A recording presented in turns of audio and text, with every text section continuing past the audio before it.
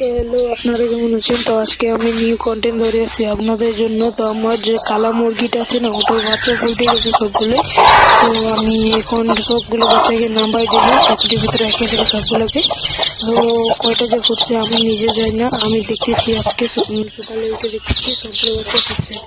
তো ডিমের কোথাটা যে সব ফেলাই দিছে আমার মাল মনে হচ্ছে। তো এখানে সবগুলো বাচ্চাকে এখন টুকরোর ভিতরে রেখে দেবো। তারপরে আমি মাটিতে রেখে দিই, মাছগুলোকে রেখে দেবো। আমাদের একটু দিলে অনেক লসি যে বাচ্চাগুলোকে খেয়ে নেয়, বুঝছেন? ওই জন্য আমি টুকরির ভিতরে রেখে দিই যাতে বাচ্চাগুলো সেফ থাকে। এটা বাচ্চা অনেক সুন্দর লাগছে যে আমাদের, এটার জন্য এটাও রেখে দেবো আমি। তো এখন তো রাখতে হবে না, আমার মা আছে ওদের, আমার মা না থাকলে তো আমি ভালো করে রাখতাম আমার কাছে। তো এখন সবগুলো বাচ্চাকে ভালো করে আমি রেখে দেবো, সবগুলোকে রেখে দিই। তারপর মাটাকে ধরে রেখে দেবো।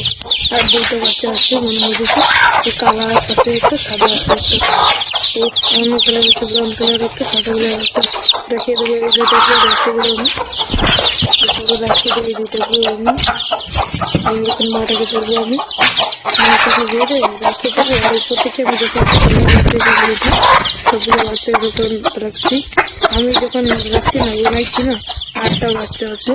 উপর থেকে দিচ্ছি বাচ্চাগুলোকে আমি দেখাচ্ছি, দেখা যাচ্ছে না, আমি নিচ থেকে দেখাই আপনাদের।